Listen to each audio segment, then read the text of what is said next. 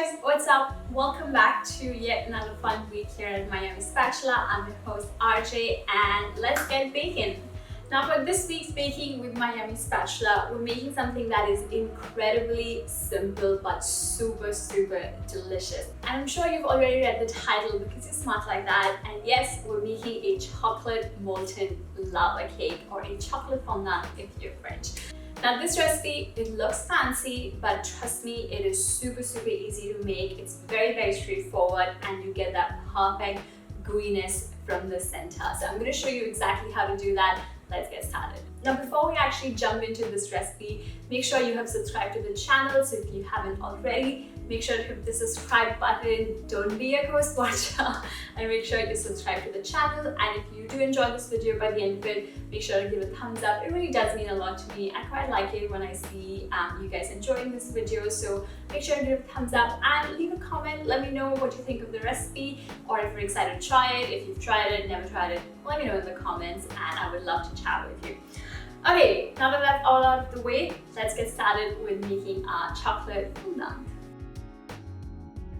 So first things first, we're going to get our chocolate and butter melting over a double boiler, and meanwhile I'm using a stand mixer, but you can use a handheld beater as well, and we're going to get our eggs and sugar whipping as well, so that we're multitasking and we don't waste a lot of time. So I've got my small bowl here and I've just got a pot of water boiling on the stove for my chocolate to melt. So I've got chocolate. I'm using three different types of chocolate here, just to give really good complexity and depth of flavor.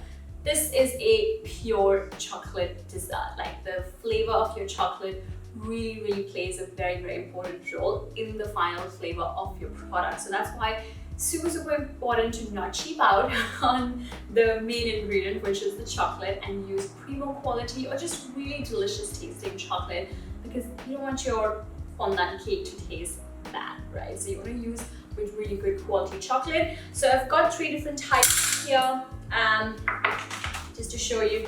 So I've got one here which is called Inaya. It's like cacao berry. Again, this is not sponsored, it's just my personal opinion. So this is cacao berry. It's a Belgian chocolate brand, and this is a 65% cocoa, so really dark and bitter chocolate.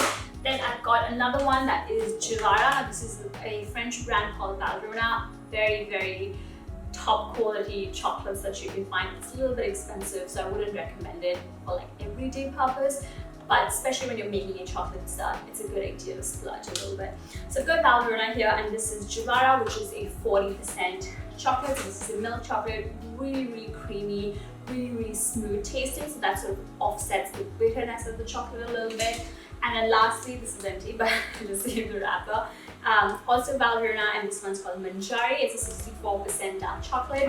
The difference between cacao berry and this is that this one's a little bit bitter and dark, whereas this one is dark, but it's got a fruity, tropical note. So it kind of gives it a different flavor profile, essentially. So I've got these three in here. And to this, I'm going to add in my unsalted butter. I've just cubed it so that it helps melt faster. And we're going to put this on top of our pot of water. I don't like to put it directly on the heat, so I'm going to turn off my stove and put my pot aside and then put it on top of that to melt completely. Okay, so while that's melting, let's get started with our eggs. And I've got my bowl of a stand mixer here. And like I said, you can do this with a handheld beater as well. So I'm going to crack in 2 eggs in here. And then we need 2 yolks. So I'm just gonna quickly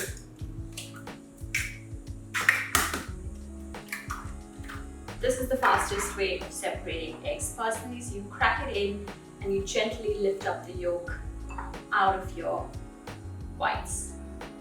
There you go. So we've got 2 whole eggs and 2 yolks in there. Just wash my hands. So to this, we're gonna add in our caster sugar and just a little bit of vanilla paste. You can use vanilla extract or fresh vanilla beans if you want to be fancy. So sugar, egg yolks, and vanilla in, and I'm going to get that going with a whisk attachment at a Medium speed, we want to get it to a sabayon consistency. So we want it to be really pale in color and quite thick in consistency, almost like a ribbon stage consistency, but I'll show you what that looks like. So let's put that one on medium speed. And your egg whites, you can save it, you can use it for something else, maybe to make meringue or macarons or anything else that needs egg whites. I'm going to save mine for later. And while that's going, let's check on chocolate and butter. Seems like all of this is nicely melted. So I'm going to take this off our bain-marie and we're going to let it cool down. Perfect. So our chocolate and butter is nicely melted. I'm just going to leave this on the side while our eggs and sugar are still whisking. Eggs and sugar are looking good. It's still a little bit runny, so I'm going to let this go for a couple more minutes and then it should be good. Okay, let's check on our eggs here. So as you can see, it looks really nice and pale. And when I lift these, it leaves these ribbons on it, and that's what the ribbon stage consistency looks like. So this is good to go. Okay, so we've got our eggs here. I'm just going to transfer this onto a sort of wider bowl just so you can see what I'm doing. And I'm just going to go ahead and use the same spatula. You can fold it in the same bowl as your as the stand mixer, but just for video purposes, it's just a lot easier for you to see inside this shallow bowl, I guess. That's good. And just while my eggs were whipping, I also went ahead and prepared my ramekins. So I just buttered my ramekins and dusted it with cocoa powder. Okay, so eggs here. To this, I'm going to add in our chocolate and butter mixture. We're just going to use a spatula to fold it. We don't want to lose any of that air that we just sort of incorporated into our eggs, so be very gentle. This whipped eggs and sugar is what gives your cake that airiness, so you want to keep it as much as possible. And once my chocolate and butter mixture is almost combined, I can still see a few streaks, but that's okay. I'm going to go ahead and add in my flour. So I'm just going to sieve my plain flour on top of it. I like to do this and not pre-sieve it, just because the flour doesn't clump that way. And we're going to give that a gentle fold as well. Perfect, that looks good to go. So I don't want to over mix it, just as long as everything is combined, that's it. Okay, so I'm going to just transfer this to a piping bag here. You don't have to, you can put them directly into your molds, but I just like to use a piping bag because it's a lot cleaner and you can even weigh it up and have a more consistent sort of filling in each ramekins if you would like. So I'm going to use a piping bag, you can just fill them directly if you want. So, all done. Okay, so I like to weigh up my batter instead of just eyeing it, just so it bakes very, very evenly in the oven. So I'm just going to put one on my weighing scale. I'm going to tear it and just snip this. And we're going to fill this up 3/4 way, not completely. So my ramekin can take 120 grams per ramekin, which is perfect. I'm going to do the same with this one. So these are done. I'm going to put mine in the freezer for roughly 2 hours. If you do have the luxury of time, putting them in the fridge overnight is ideal. This really helps to bake the molten lava cake a lot nicely and you get a perfect gooey center. But because I'm a little short on time, I'm just going to freeze mine for 2 hours instead, and that's something you can do as well if you are short on time. A lot of molten lava cake these days, you would see people adding maybe a piece of ganache in the center or maybe a piece of chocolate to create that gooey effect. Traditional chocolate fondants are not made with any gimmicks, and the idea is to underbake the cake slightly to create that gooey texture. Don't worry, it's still cooked cake, it's just that the protein and the starch have not got a time to set enough to form structure. That's why it sort of flows from the center. So we're doing it exactly the same way, and I'll show you when we come to baking it. So in the freezer they go, and I'm ready to bake them. Beautiful. Let's get these bad boys out. They have been resting in the freezer for roughly 2 hours now, and we're ready to bake it. So I've got my oven preheating at 220 degrees Celsius, and we're going to bake them for a very short period of time. So roughly 10 minutes, max to max 12 minutes, depending on how your oven runs. Now, this is one of those desserts that timing is incredibly important with. So you can't be messing around with time. Even a single minute can make a huge difference and can end up overcooking your fondant. Now, my ramekins are 9 centimeter in diameter and they're 6 centimeter in height, so they're decently deep, which is why I'm starting with 10 minutes. But if you're using slightly shallower ramekins or slightly wider ones, you want to reduce the time a little bit because they will cook a lot faster. Or if you're somebody who's doing this for the first time or you're not 100% sure, start with lesser time because you can always add more. So I'm going to start mine with 10 minutes and then we're going to check and add more if you need to. And just so I'm super accurate, I'm going to put a 10-minute timer on my phone instead on my oven timer, basically. So now that our cakes are in the oven, if you want to serve it with something, now is the time to prepare it. So while my cakes were resting in the freezer, I just went ahead and put some cream to serve on the side. So this is just thickened cream or heavy cream, a little bit of sugar and vanilla extract that I just whipped together. I'm just going to give it a light whip when you're ready to actually plate it. So this one is ready to go. Just to cut through the heaviness with all the chocolatey, you want something nice, light and refreshing to go with it.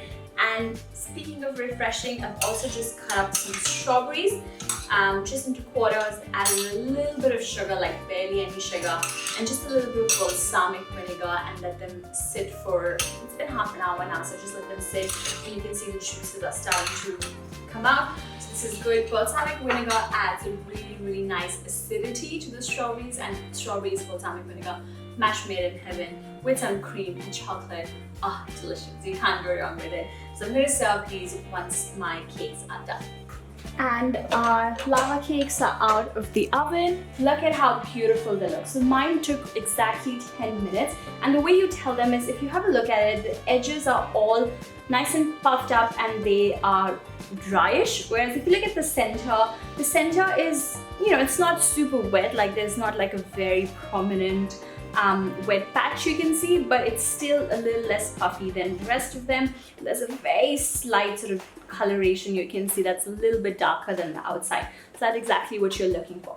So I'm going to rest this in the ramekins for roughly a minute or so before we unmold them. Okay, so it has been a few minutes. This has been resting for roughly 5-6 minutes in the ramekin. So this is good to go. So I'm going to just quickly unmold it onto my plate now. So I'm going to take a knife and we're just going to run it on the edges to make sure it's nicely released. And then we're going to upturn our plate and put it. I'm going to do it a little bit off center and then there you go. Beautiful. That looks perfect. And I'm just going to decorate it with some cream. So I've just got some whipped cream. I just gave it a light whip. And I've got my hot water and a canal spoon. So cream here, and then we're going to take our strawberries and just have that around as well.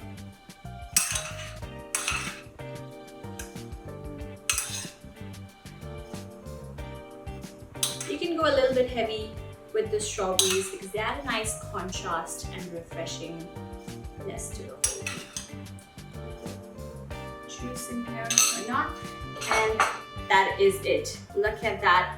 Perfect. Looks so beautiful, so tasty. You can do a little dusting of icing sugar on top if you would like, but I like that dark contrast cocoa look, so I'm just going to keep it as is, and then we're ready to cut into it.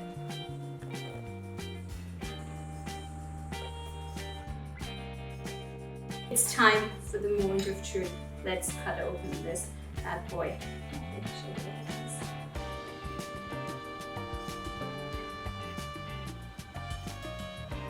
Oh my god, look at how perfect that looks.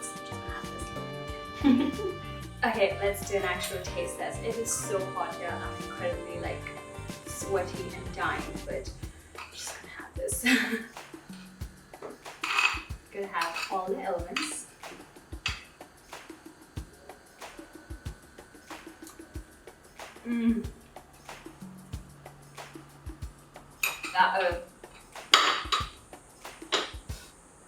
That is so good. The strawberries, they cut through that heaviness of the chocolate cake so beautifully, and that cream just adds an nice freshness to it. Obviously the cake itself is so indulgent, but it's so nice. Like, it's just so satisfyingly rich, but not like ooh, dead after this.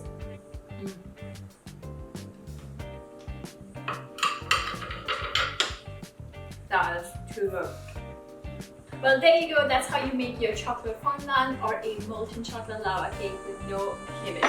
This tastes so good. It comes together so quickly and so easily, and it actually stores really well. So if you have a dinner party or if you have people coming over, you can prepare this quite a bit in advance, actually even up to a week in advance. Have them stored in your freezer and then bake them straight away from the freezer when it's time to eat them dessert. So incredibly freezer friendly as well, and super easy. The effort to reward ratio is like super high because it's minimal effort but lots and lots of rewards. So definitely want to check out. Let me know in the comments if you want to try this recipe or if you're excited to it. As always, you can find the full recipe on my website at www.miamispatula.com.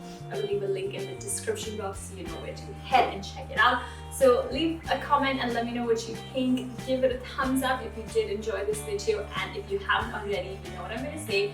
Hit the subscribe button and get loads of these fun, delicious recipes every single week. And that was all for this week. I will see you guys next week. Until then, happy baking. Bye!